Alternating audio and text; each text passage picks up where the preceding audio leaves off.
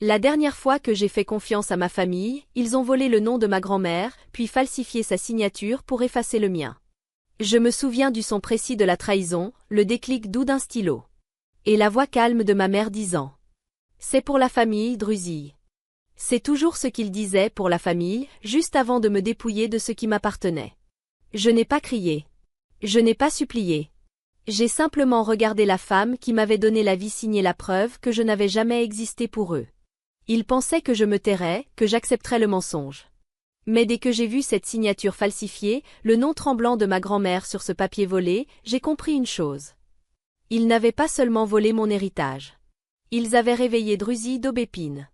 Et cette fois, c'est moi qui écrirais les règles. Ce matin-là, j'ai commencé ma journée comme toujours, un café et le silence. Mais le silence s'est brisé d'un seul son, le ping sec d'un courriel entrant. Objet, alerte de sécurité. Tentative d'accès détectée. Compte RHF 0214. Ma main s'est figée à mi-chemin de la tasse. Ce numéro n'était plus apparu depuis presque 4 ans. Depuis qu'on avait enterré mon arrière-grand-mère, Éléonore d'Aubépine. C'était elle qui avait bâti d'Aubépine Investissement de ses propres mains, et la seule de mon sang à ne jamais me considérer comme un fardeau. Un jour, alors que ses mains tremblaient de vieillesse, elle m'avait dit: Quand ils essaieront de t'effacer de la famille, la banque parlera pour moi.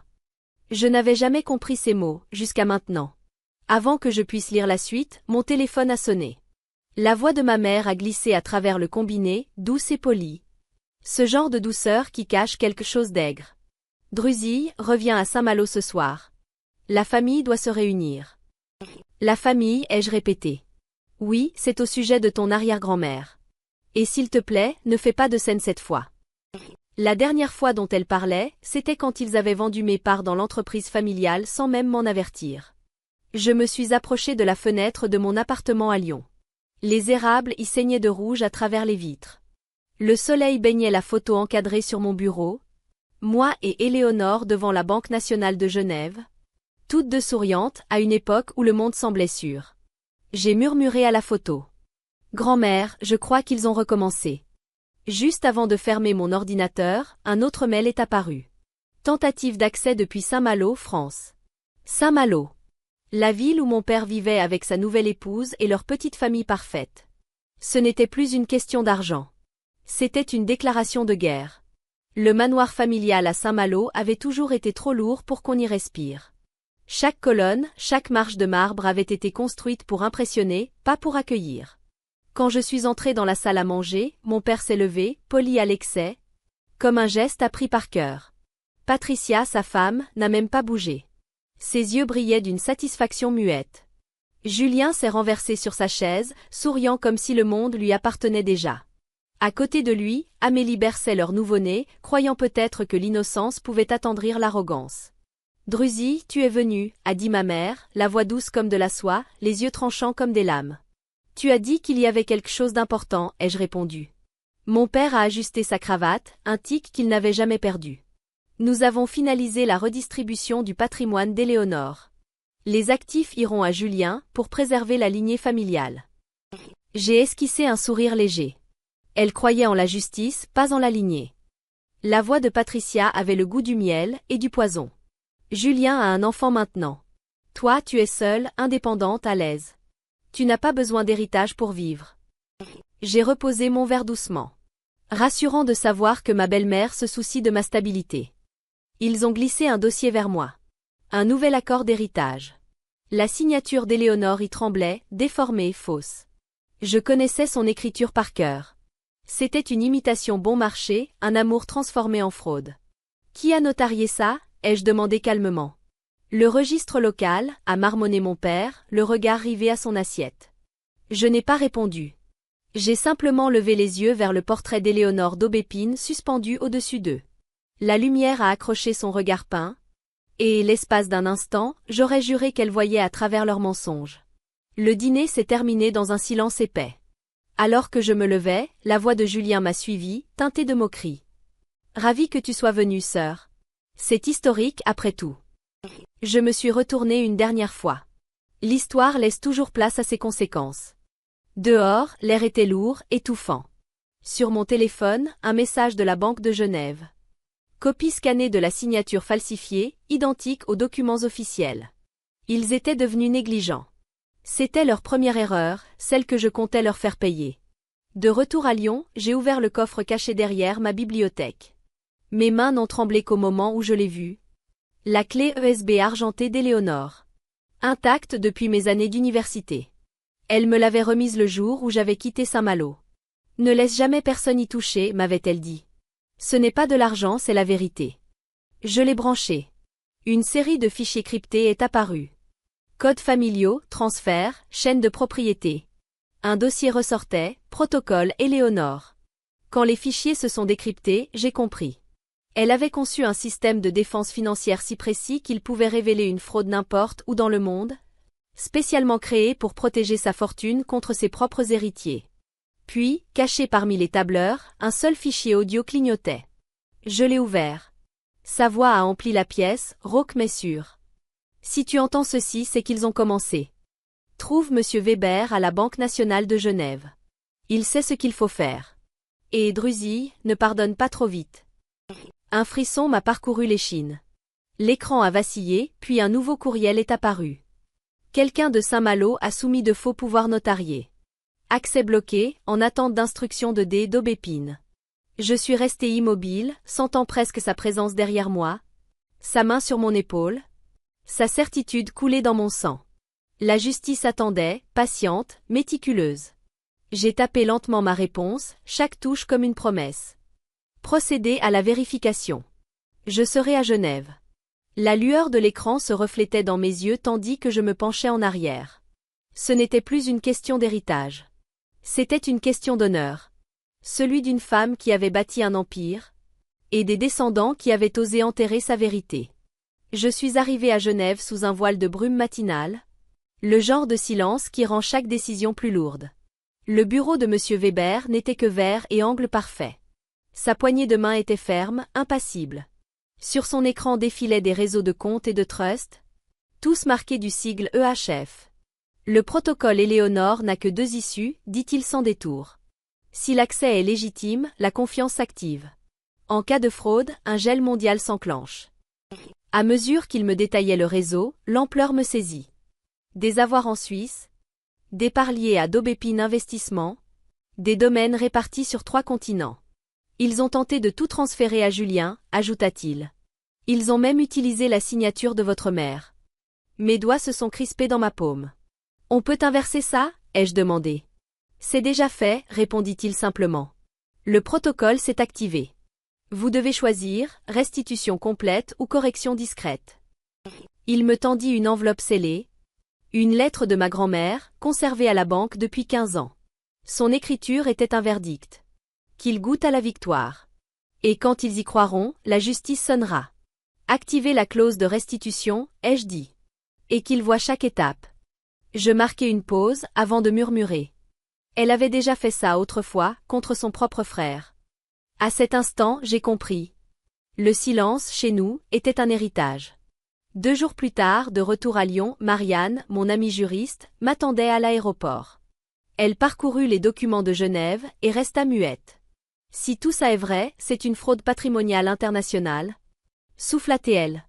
Elle pointa une empreinte digitale falsifiée, authentifiée par un employé interne de d'Aubépine Investissement, le département de Julien. Ils avaient utilisé les propres mécanismes de l'entreprise pour maquiller leur vol en procédure légitime. Ce soir-là, ma mère m'envoya un message. Laisse-le passer tranquille. Je répondis. On ne bâtit rien de vrai sur le mensonge.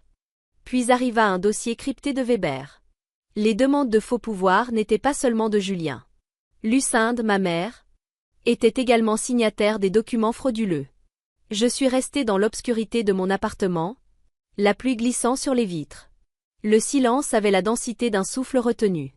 J'ai enregistré une seule phrase, douce et posée. Phase 1, terminée.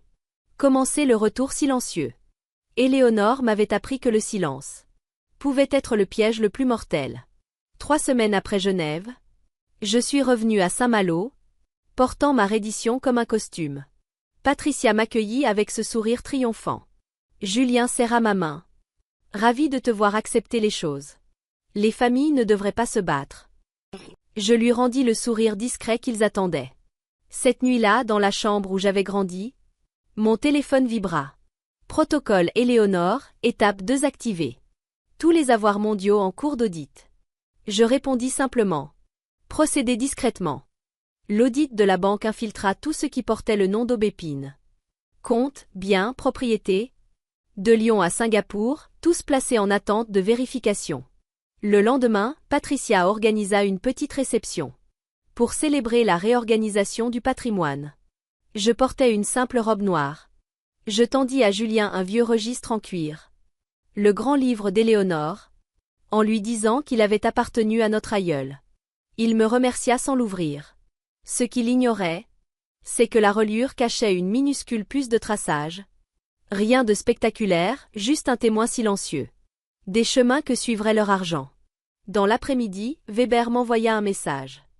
Votre belle-mère a tenté de transférer 4,8 millions d'euros vers un compte des îles Caïmans sous une fausse identité. Le système l'a bloqué. Un froid glacial me parcourut. Je répondis simplement. Laissez faire. Je veux qu'il sente la corde se resserrer. Patricia ignorait que sa tentative maladroite avait déclenché la clause finale du protocole. Réversion totale et signalement judiciaire. 3 jours plus tard, Weber confirma. Toutes les transactions suspendues. Compte gelé. Les autorités locales informées. Je répondis d'un mot. Merci. Ne me contactez plus jusqu'à ce qu'il panique. 6 jours plus tard, les gros titres éclataient. D'Aubépine Investissement visé par une enquête internationale pour fraude. En cours, un étudiant me chuchota. Vous êtes de leur famille? Je hochai la tête, impassible. Ma famille m'a beaucoup appris sur l'éthique. Mon téléphone se remplit de messages. Père, Druzy, que se passe-t-il? Mère, ne dis pas que tu es impliqué. Julien, pourquoi les comptes sont gelés? Patricia, tout s'effondre, qu'as-tu fait? Je n'ai répondu à personne. J'ai appelé Weber. Tous les biens, actions et comptes offshore sont gelés, dit-il. Ils ne peuvent plus rien transférer. L'autorité légale vous appartient. Puis il ouvrit le clos héritage Éléonore. Ma grand-mère avait dissimulé. 51% du capital de la holding suisse sous mon nom. J'avais été la véritable héritière depuis le début. Avec une seule signature, vous récupérez tout. Mais votre famille perdra tout pouvoir, prévint-il. Je le regardai calmement. Signez. Et rendez-le public. Quelques heures plus tard, la banque diffusa la note officielle. À compter de ce jour, Druzy Éléonore d'Aubépine assume la direction et la propriété intégrale de d'Aubépine Investissement. Le téléphone sonna aussitôt. La voix de ma mère hurlait. Qu'est-ce que tu fais? Tu détruis notre famille. Je répondis ferme et clair. Non, maman. J'ouvre le testament, celui que vous aviez falsifié. Quelqu'un saisit le téléphone. La voix de mon père éclata. Arrête. J'ai tout entendu. Puis j'ai raccroché. Dehors, la pluie commença à tomber. Les premières gouttes froides de la saison, comme une lente absolution. Sur les péchés de Saint-Malo. La salle du conseil sentait le bois ciré et l'argent ancien. J'avais parcouru ces couloirs enfants, en suivant le manteau de mon père. Aujourd'hui, j'y marchais seul. Et je pris place au bout de la table. Le logo d'Aubépine était gravé profondément. Au centre du long plateau de chêne. Au-dessus, les yeux peints d'Éléonore me fixaient comme ceux d'un juge. Ils étaient tous là. Mon père, ma mère, Patricia, Julien et Amélie, berçant leur enfant, leurs visages creusés par des semaines sans sommeil. J'ouvris ma mallette en cuir et déposai 2 dossiers entre nous. L'un contenait la plainte pour fraude financière internationale. L'autre, un accord de retrait et une rente mensuelle fixe. Je serai brève, dis-je. Vous avez 2 choix. Un procès, ou la signature de ce retrait, et l'acceptation des termes. Julien bondit. Tu ne peux pas faire ça. C'est notre entreprise. Je le regardai sans colère. Quelle famille, Julien? Cette société appartient à celle qui n'a jamais menti dans son testament. Éléonore. Et elle me l'a légué. J'allumai l'écran. Une cascade de transactions, de signatures falsifiées, de rapports de Genève. Remplit le mur. Marqué en rouge, fraude détectée. Un silence pesant tomba. La voix de Patricia se brisa. On l'a fait pour l'avenir du bébé. Je répondis doucement. Les villes ne tiennent pas debout. Quand on les construit sur le vol. Mon père tenta la négociation. Drusille, réglons ça entre nous, discrètement. Je secouai la tête. Vous vous êtes caché derrière le silence.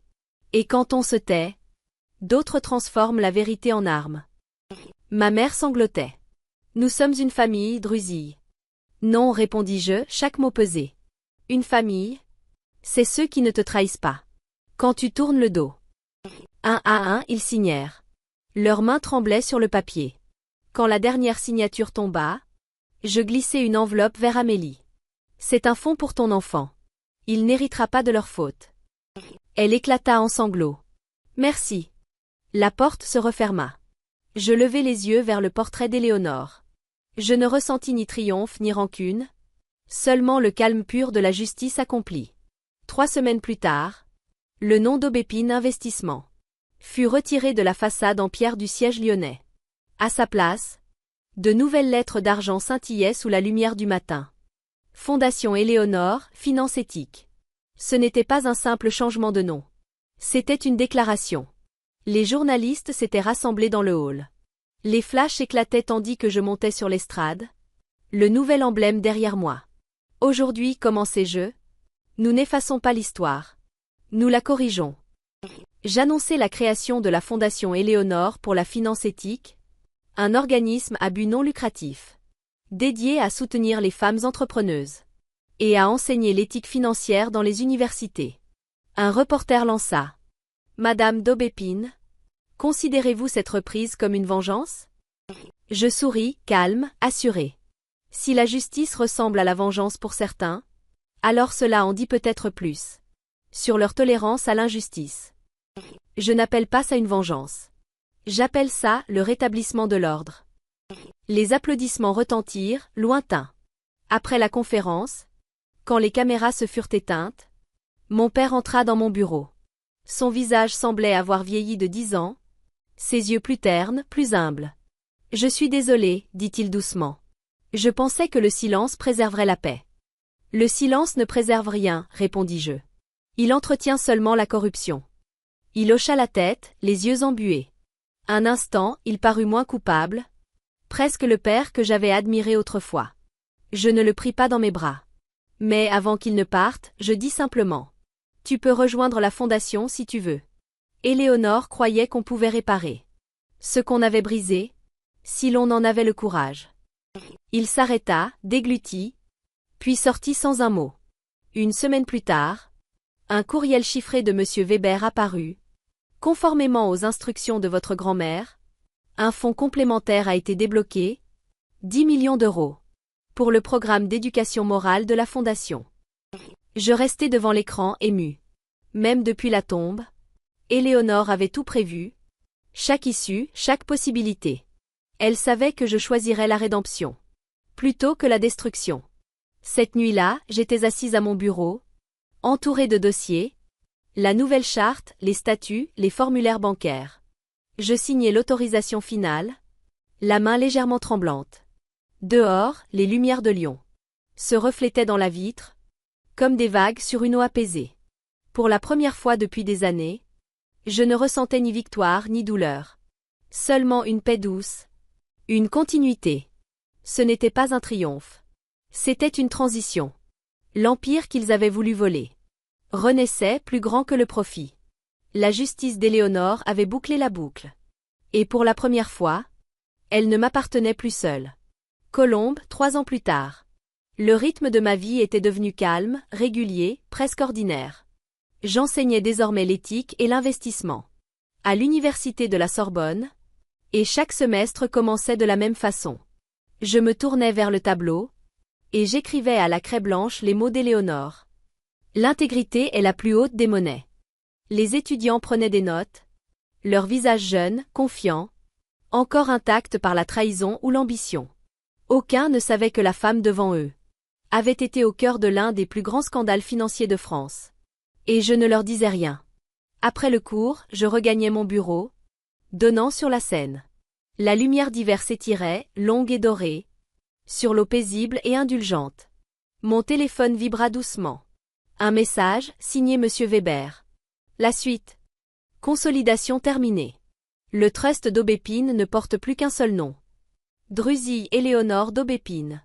Je restai longtemps à le contempler. Puis je souris. Ce nom, moitié le sien, moitié le mien, semblait unir deux existences séparées par le temps, mais liées par la même volonté. J'ouvris le tiroir du bas de mon bureau. Et en sortis le vieux registre en cuir, que j'avais jadis offert au fils de Julien. Il était revenu jusqu'à moi, le Noël dernier, enveloppé dans un papier maladroit, et accompagné d'un mot d'enfant. Papa dit que c'est grâce à toi qu'on va bien. À l'intérieur, des pages vierges attendaient. Je commençai à les remplir. Des plans pour la prochaine décennie. De la Fondation Éléonore pour la finance éthique. Bourse d'études, programme de mentorat, subventions éducatives. Sur la première page, d'une écriture ferme, j'inscrivis. L'héritage ne se reçoit pas. Il se mérite. Un rayon de soleil glissa sur la photographie accrochée au mur. Éléonore et moi, devant la Banque nationale de Genève, le jour où elle m'avait dit « Ne les laisse jamais te rendre petite ». J'avais longtemps cru qu'elle me parlait du pouvoir. Aujourd'hui, je sais qu'elle me parlait de vérité. Dehors, l'après-midi s'éclaircissait.